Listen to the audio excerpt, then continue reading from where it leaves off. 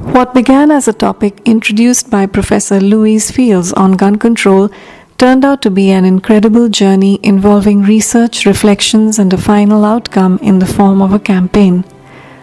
For this presentation, I decided to use my process documentation book to take you through what led to my final campaign. The initial research.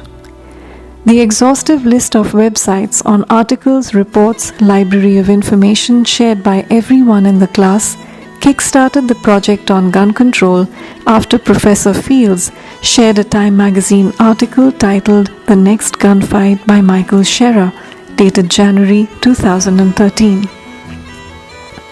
One of the comments that left an indelible impression was classmate Wade Kimball's when he mentioned on the class discussion board that he is a legal gun owner. His comments on the issue therefore came from first-hand experience. I looked at different areas of the gun control debate. I even looked at different regions and how they viewed the issue, including India, where a new angle had emerged with the recent Delhi gang rape incident with women wanting to buy guns.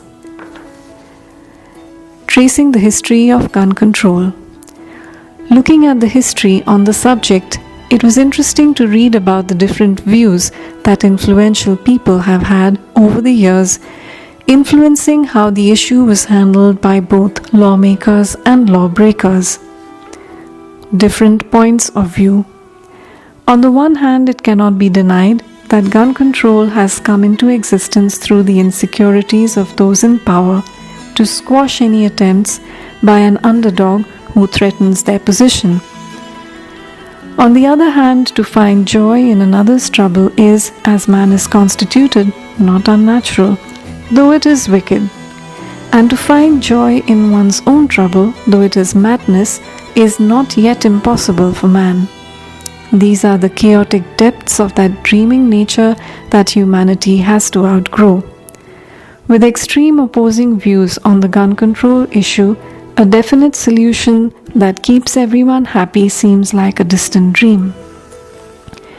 Visual references on gun control. I found many references of text and image work done on the gun control issue. I was still, at this point, toggling with the idea of using an Indian-centric theme. When reflecting on the research, I illustrated some of the interesting trivia that emerged. I thought at this point that I would work on a graphic novel as part of my outcome, along with an interactive web app with exhaustive information. My final outcome.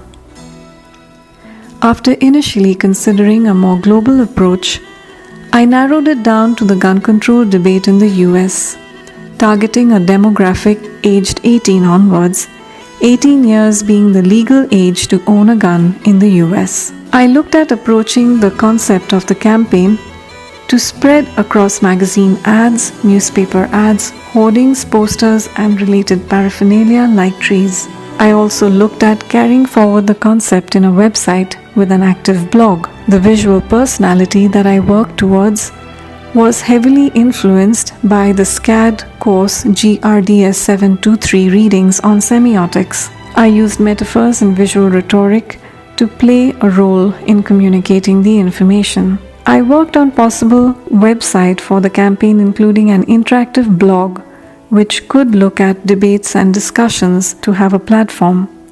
If I had to take this campaign further, I would look at neighborhood art installations, street plays, books, interactive apps with detailed information on the issue. After going over many different directions and also going through one phase where I felt it was difficult to take a stand on the issue, I finally realized that the gun control problem and the issues arising from it time and again in the US was unique. It began with the declaration and the mention of the citizens' right to bear arms. The common thread in all the mass shootings was the fact that the perpetrators had displayed visible symptoms of depression, anxiety, were on prescription pills, were part of a questionable organization, or had past criminal records. There were exceptions to these too.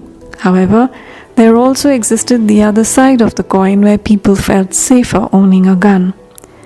To perhaps address the issues on both sides of the coin, I, as an observer on the outside, not being a US citizen, can only assume then that the best way to do so would be to create empathy towards the problem by recalling what has already happened so far and putting it out there to have a call to make more background checks and to make background checks mandatory for prospective customers of guns and ammunition.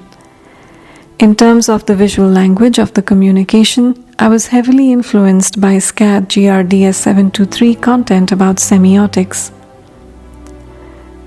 The journey in the last weeks of the many units in both GRDS 723 and 724, which have overlapped with concepts and ideas, has been incredible. After going over as much information as I could garner on the subject, initially with the help of all those in the class, I had a very different idea of how I wanted to go about doing the campaign, and I was surprised at the final outcome that emerged. A huge change in the direction took place after a conversation with Professor Louise Fields and while doing the presentation on semiotics for GRDS 723. It was also a challenge to identify the problem from an outsider's point of view and work towards a feasible solution. But then, I figure as design communicators, we are constantly immersing ourselves in problems initially unfamiliar to begin with. It has, needless to say, been an amazing journey, frustrating and rewarding. At the end, I am left with that awful feeling that there is still so much more I can do. But for now, it's been an insightful and reflective experience, and most of all, emotionally exhausting. Thank you for listening.